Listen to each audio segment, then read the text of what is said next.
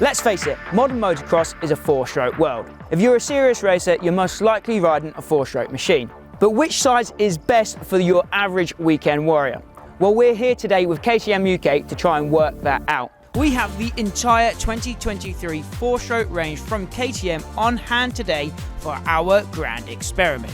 That's a 250, 350 and 450. And I've got my friend Sean Smith on board to be our pilot for the day. He truly is the absolute embodiment of the everyday weekend warrior. He'll be testing each bike and laying down the heaters for the hot lap showdown at the end of the video, which will decide our ultimate winner. But before that, let's just quickly find out what updates and changes KTM have made for their 2023 models. So here we are with Sean Smith. You know Sean from videos on our channel where we've in the past tested retro bikes, old 125s, your own 125s, a major star on our channel, isn't it? But today we've entered the modern age, the modern era. Sean's been testing the 23 KTM range, four-stroke range. I've been busy on track filming everyone. So Sean, you've been the guy testing the bikes today, you was in the presentation this morning. Just run through the big updates on the four-stroke range for KTM for 2023. Yeah, big updates, basically everything. They've rebuilt the bike from the ground up. Different axle sizes, different swing arm, completely different frame, rear shock completely different, subframe completely different. They've literally just revamped the bike completely, and it's all the way through the range they've done this. So in the four-stroke range, the 250, the 350 and the 450 share everything the same. The only thing different is the engine. So you can literally take a 450 engine out and put it in the 250. It's the same bike. So that's what they've done. What they've also done is rotated the engine back by 2 degrees just to stop it squatting in the whoops. And that, I guess, kind of changes the centre of gravity. Yeah, it does, yeah. And you can tell. They've built it from the ground up, but its characteristics and its ergonomics of everything haven't changed. So they've built this bike that then, I ride a 22, 250 SX-F, KTM. They felt the same. There was nothing where I thought, oh, this is different, or this is odd, or it just... This is alien. Yeah. It was, so very good. They've done a cracking job. There's a couple of novelty things, but unique additions like this quick shifter. The quick shifter is a game changer. The 250. So just talk us through what that actually does then, because if you're a road bike rider, you'll be familiar with a quick shifter, but we don't have this in motocross. This is the first of the modern age that we've seen a bike with a quick shifter. Really. So I've ridden road bikes with quick shifters, so you know what I mean. I know all about them. Little button on the handlebar that you press. You can turn it on and off. Yeah, you can turn it on and off. And basically, as you go to shift the gear inside the engine, the drum that selects the gear, it's got a sensor on it with the ECU, can tell that you're getting load on the shifter, and it cuts the ignition, which enables you to shift gears like effortlessly. And when I mean effortlessly, it's like you're just banging through them gears and not worrying about anything. It's, for me, it was like a proper game changer. 250F. Fantastic. Yeah, where there's a lot of load. Yeah, not so much with the 450 and the 350, because I tend to be a third gear slogger, so there weren't much gear changing going on. But the 250, that was definitely. But you're really working the gearbox. Yeah, and it did make a difference, so because off the start, so it's going to be off the start will just be because you can literally hold the throttle wide open on the stop and shift the gears, and that's how it works. It doesn't work from first to second because they don't want no false neutrals. So now that we've learnt about the bikes, let's crack on with our main mission for the day.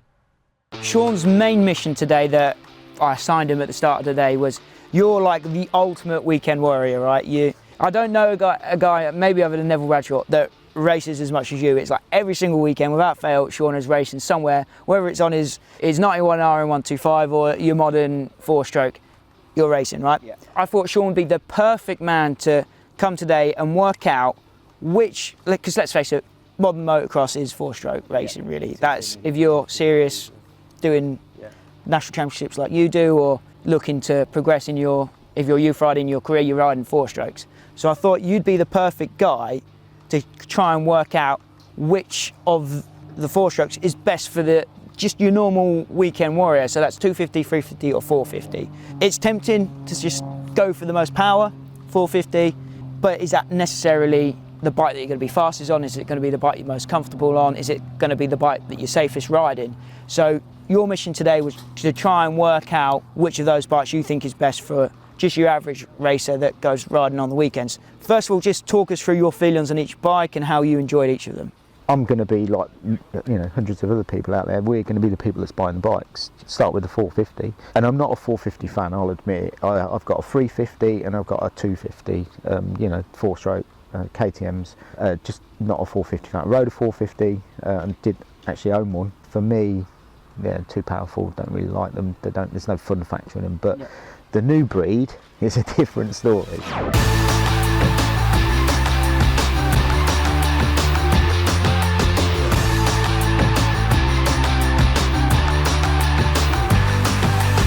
Let's see what he can do. Man, she's got some power.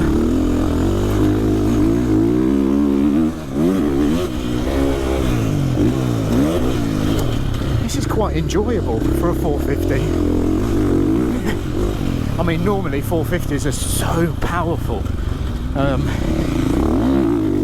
That's why I don't like riding them, but this seems to have the power. It's nice and progressive, not snatchy. I mean, third gear, it's just a breeze. Feels good. Fills you with lots of confidence, this does. Lots of confidence. I mean, she just glides over these jumps. Definitely good. I don't know if I'll be able to race it the whole motor. It doesn't feel like a 450. You look at the release of the press and, you know, this, that and what they've done with it and said, oh, it's sharper, it's faster and it's this, but it didn't feel like it was overpowering. It didn't feel snappy, it didn't feel aggressive. It was good, smooth power. Third, you know, like I say, I'm a third gear slogger, so I left it in third gear and just slogged it everywhere. And it just worked well. With them 450s, sometimes, if you're in third gear, it can then chug in the corner and you can't turn it, but it doesn't happen on that. It would literally, it just turned wherever you wanted it. And, you know, that's what I found the most. And it was the bike that I was like, basically thought, oh, not looking forward to this. Yeah. But it was good. Oh yeah, very good. But saying that, you say it's smooth and it's manageable, but it is fast and a straight line, right? Oh yeah. I did try to go second gear and shift into third, but that's when I found it too powerful. It was just out of my hands type thing, and I didn't really feel that in control. I could ride it like that, but I couldn't ride a whole moto like that. Yeah. You sounds like you were surprised how much I was very surprised, yeah, because I had a 16 450 KTM SX-F, great bike, I loved it. And so I've only compared it against that. There's been a lot of development since then because the chassis have changed and all the rest of it. Yeah, I was very surprised how good it was. It was good.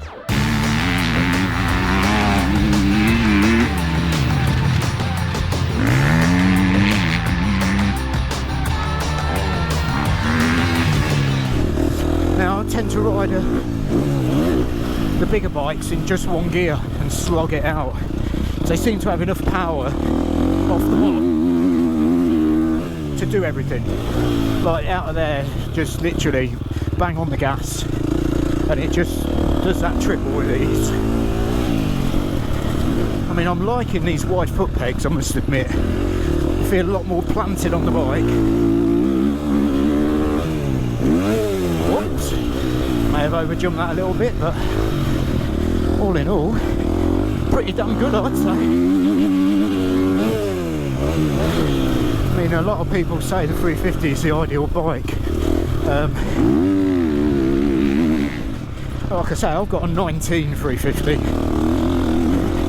I enjoy riding, and I've raced it a few times. Raced it all 2020 in the AMCA Championships, but dropped for a 250 because I just enjoy it more. But this is pretty good, man. This feels better than the 19 for sure. So moving on to the 350 then, from my point of view, it looked like you really got along with that 350, the kind of the middle child there. The 350 was, yeah, very good. You like the 450, you know, it'd hold a rut real well. You felt it's so in control. There was no washing in the front. It would drag it, you know, in the rut. You could drag it where you wanted it. It felt so planted. The 350 was very good. And like I say, I've got a 19 350, so I can, you know, you compare it against that. And this new breed is just yeah, way above that, way above it. Its handling is what I found the most. The engine power-wise characteristics is very, very similar, but handling-wise, just completely different. You felt so confident, you know what I mean? Like, felt so confident in it. So could you see yourself just banging out the motos on that? Yeah, definitely, yeah. And again, I, you know, second gear, third gear, and tried a third gear slogger and tried it, drop it into second gear, and then shifting with the quick shifter, because I had this quick shifter on all the time on all three bikes, and just see how it worked and what it did, and they just got it right. Before we get the stopwatch out, Sean has one last steed to try.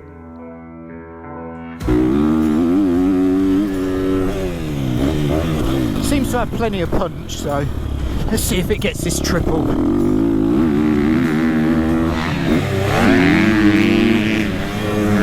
Oh, bit front end eye, but it got over it. I'm more excited to try this quick shifter, because I think that thing on the handlebar here, I've got it switched on, could be a game changer. Oh, that works a treat, that. Let's try it again.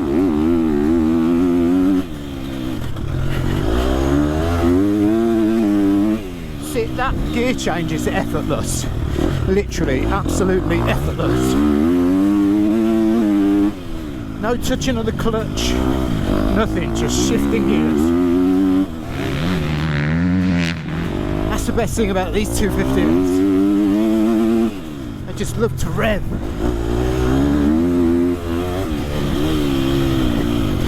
But it seems a bit in between gears for me. That's like second and third. I mean, it could benefit for me. Just changing that rear sprocket, I think. So then let's move on to the final bike, the 250, kind of the baby brother of the bunch. You're gonna have to work that gearbox a little bit more on that. I could hear you kind of like revving it. You could hear the limiter being bashed a bit out there today. So just tell us your thoughts on the 250.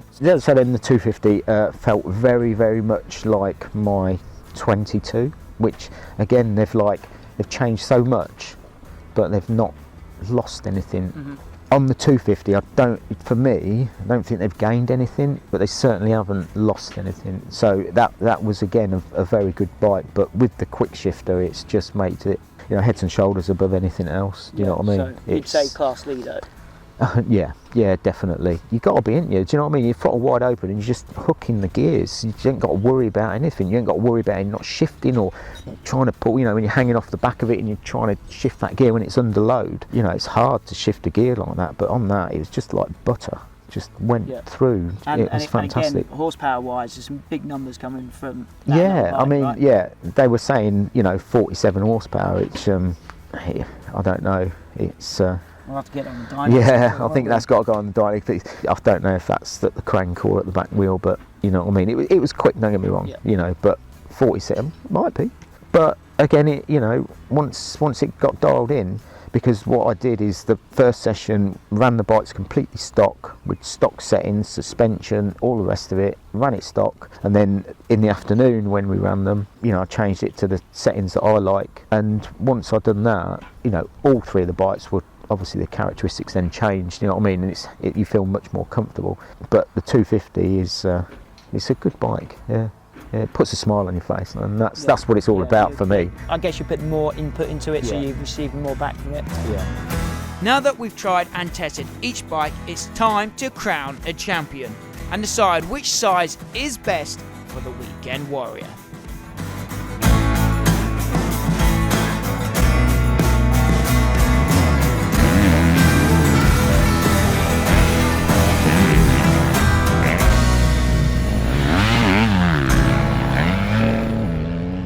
Tell us your favourite of the bunch today, personally, what you felt best on track, which you had you maybe just answered, what you had the most fun on and what you enjoyed the most. but then tell us which bike you think you put the fastest lap time in on. So the one I had the most fun on was 250 because they just are lots of fun, and you can work the quick shifter, so you've got an advantage over everybody with that. And you know, some of the turns you could fire it out there in second gear and literally not worry about shifting on the face of a jump. Again, I tried the third gear and slogged it out and run third gear in the turns, and you know, once I'd changed the suspension settings, it was good as a club vet rider. As you get older and you're not as fit, you tend to, like, halfway through the motor you start running third gear everywhere because you can't be bothered to shift. But with the quick shifter, do you know what I mean, you're gonna shift gears, you're not going to worry about it. So 250 for fun. Yeah. What about for fast? It's between the 450 and the 350. I don't know, you're gonna have to see the lap times. Yeah. But the 450 is do you think good, because the 450's got all that power, you maybe ride a bit more timid on it, so the 350 might? No, because it was so good. Because it's so usable? Yeah, because you ain't got that chug in the corner, you know what I mean, where you, like, if you're running third gear, you haven't got that where it's chugging forward and it's pushing itself through the corner. You could just turn it. Because it's like that, it just made it enjoyable to ride. And it was, like I say, it was the worst bike for me that I was going to test. The 450 is going to be a rocket ship. Yeah. You know, I'm going to hit one of them uphill triples, and you know what I mean. I'll be with the red arrows that were earlier. Do you know what I mean? So what's this guy doing? It completely, put me at ease. Changed my opinion. Like I said at the start of the video, we're going to do a lap time showdown. We don't know the results yet. We won't know until we get home and look in the edit suite. So let's take a look at your fast laps and see which of the 3 KTM 4-strokes you was quickest on today, and that might help us decide which is the best bike for a weekend warrior. Let's do it. Woohoo! Let's have it. So the hot lap showdown is on then, and immediately it looks like the 350 has taken the early lead, just inching away ahead of the 250, who's actually in second, ahead of the 450. So that is a surprise early on in this hot lap. Now, just a note, Sean laid down 3 fast laps on each of the bikes, and I picked out the fastest lap from each bike for this showdown here that we're watching right now. And interestingly enough, Sean's fastest lap on the 250 was actually whilst he was having a bit of a play race with Adam Chatfield here. So that's interesting. It looks like Adam was pushing Sean on a bit on that 250.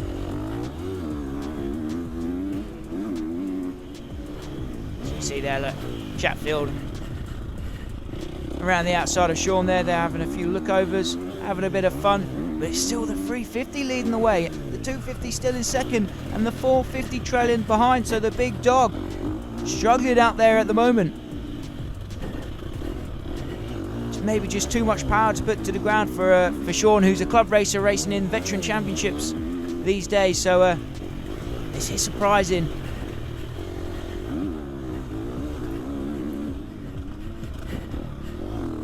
The 350 still leads. It looks like the 450's coming on, catching that 250 now, with just a handful of corners left to go. What can Sean do on that 450? Can he edge closer? Can he grab a second and maybe even first place prize on the 450? It's getting close now. It looks like, yes, the 450 up that last hill has overtaken the 250, but can it get any closer to the front of the pack, to that 350? The 350 still leads into the final corner. One set of whoops to go now. The 450 definitely in second. So a late lap charge for the 450. The 350 takes the crown though. Wow, so there we go. The 350 SX-F takes victory in our challenge, just proving that power isn't always everything. So there we have it. We still don't know the results because we're still at the track. You guys know the results of the lap time showdown.